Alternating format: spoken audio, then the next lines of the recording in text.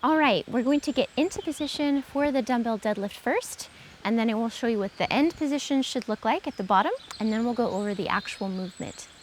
So first thing is we want our feet about hip width apart, so from the front like that with our toes pointed forward. Our legs are straight, but we do have a soft knee, not a locked knee. Now one little key here, even though this is a movement that's a lot about the lower body, it's essential to keep a neutral spine. As we're going to have these dumbbells here in our hands, right, potentially very heavy, it's very important to keep a neutral spine as we go down, because otherwise that weight's going to pull on our spine and our spine will bend with all that load. Not good for a spine, right? So to help with that, we actually want to actively pull the shoulder blades down. And I don't know if you can feel with one hand on the opposite side, just be how you are. And if you feel back in here where your lats are, they're going to be soft. Now, if you actively pull your shoulder blade down, you should feel something tense up in here. That's your lats being activated. Now, when you keep your lats activated, even the whole time with the movement, what that's going to do is it's going to work with your glute to stabilize your low back.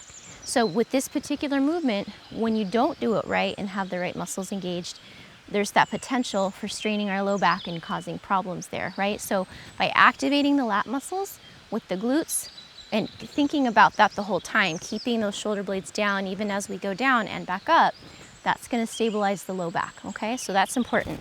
And remember, a neutral spine is when we have a small little curve at our lumbar. You've probably seen pictures of a spine on the internet or on social media, right, at times.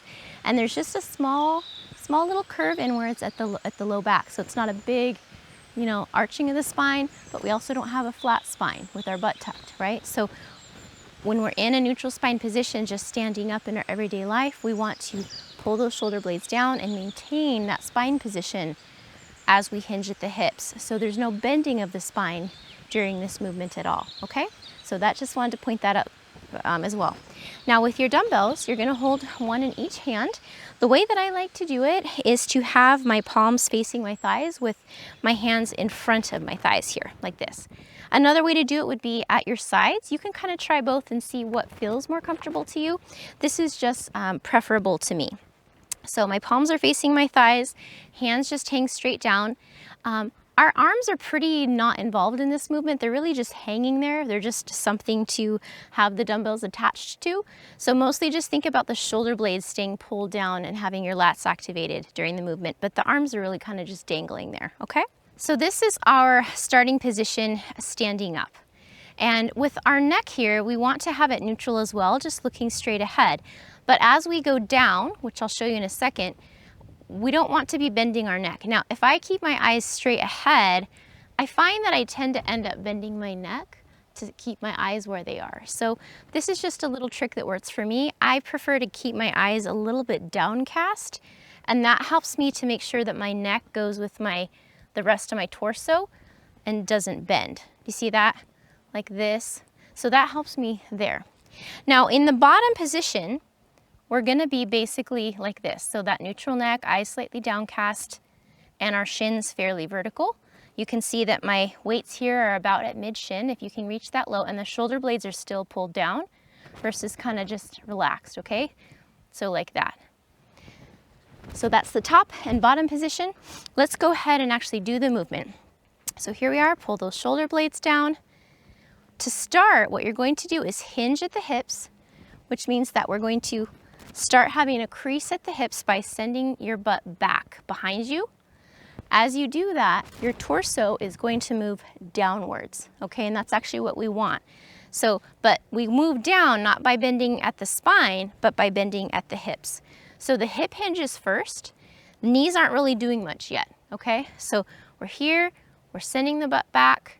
The torso is starting to rotate downwards. And then as we get to about our knee, with the dumbbells, we're gonna start bending the knees so that we can go a little lower to about mid-shin height.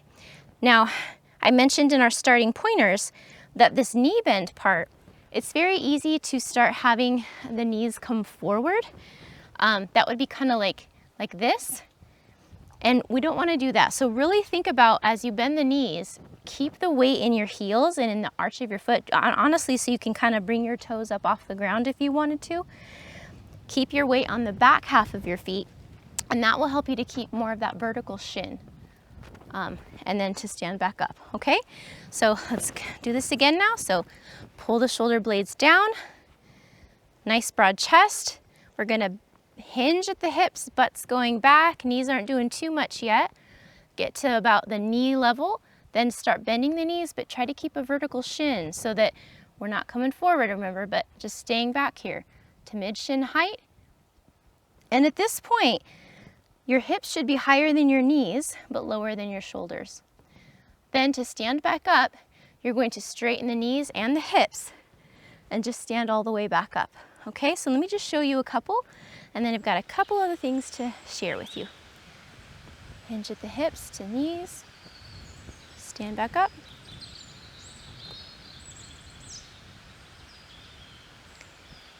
Now, the lowering, pretty much always do in a slower fashion. This is the eccentric portion of the movement.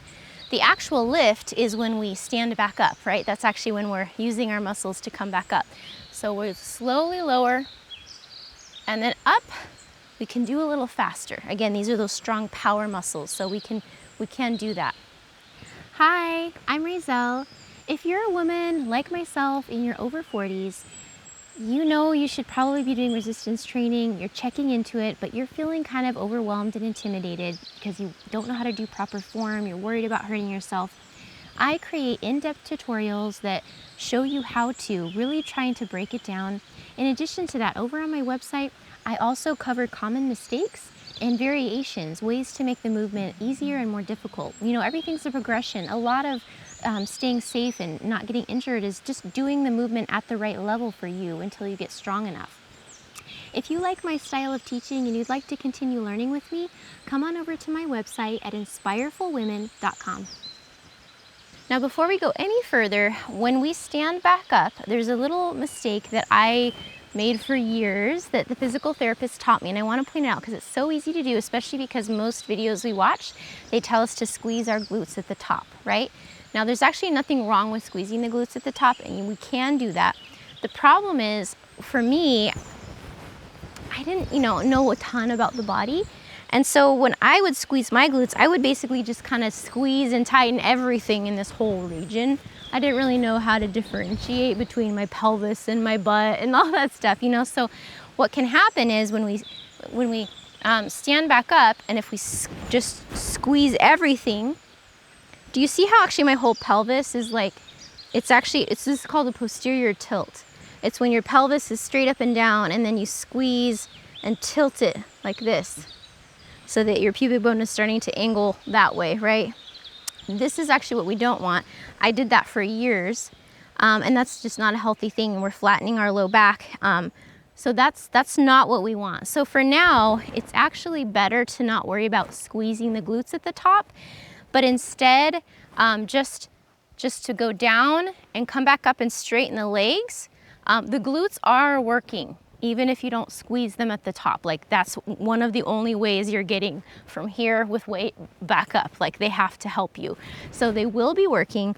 Eventually, learning the difference where you can squeeze this muscle without moving your pelvis, it's a great goal. But I kind of feel like right now we shouldn't focus on it because it's a lot. It took me a while to understand. So for now, don't squeeze the glutes at the top. Just go down and just come right back up, down, up, and just remember that not tilting the pelvis. Just our goal here is to have the head stacked over the shoulders, stacked down the center of the hip, down to the knee and the ankle. We want to have that nice straight alignment from the side at the top of each rep, okay? So hope that makes sense. Let's go ahead and do a few more together now. This is definitely something we want to practice to get our good form. Here we go. Pull those shoulders down to activate the lats and help keep the low back stable. Hinge at the hips, not much with the knees yet. As you get to knee, bend at the knees, trying to keep a vertical shin, weight in the heels in the middle of the foot, and back up.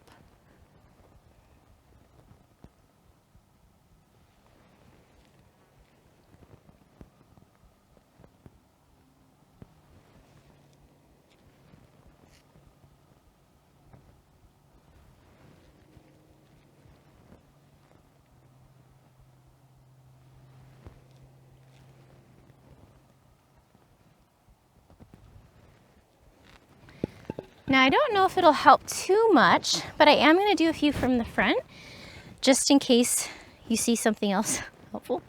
I don't know. Mostly you can just kind of see how far apart my feet are. Remember, it's really just about doing something that's comfortable. And so here, I'll do that. You can kind of see the weights come to about mid-shin. I suppose something else you can see from this angle is keeping the chest broad and those shoulders down. So I'm here versus kind of just like caved in, right? So a nice broad chest from the front.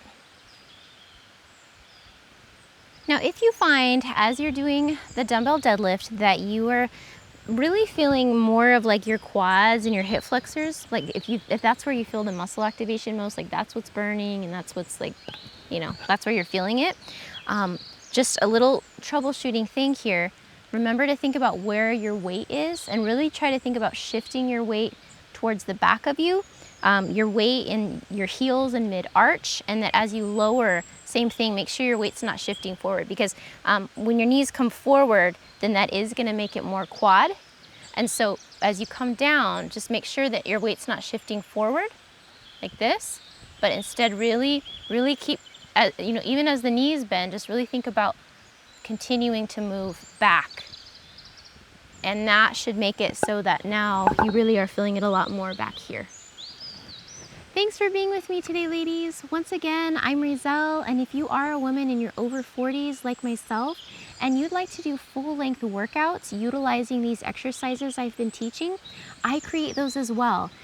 And I don't do them in an ugly, stinky gym. I do them in beautiful outdoor nature settings just like this, with chill music, sometimes bird song and stream sounds. But if that sounds good to you and you like my style of teaching, come on over to my website at inspirefulwomen.com.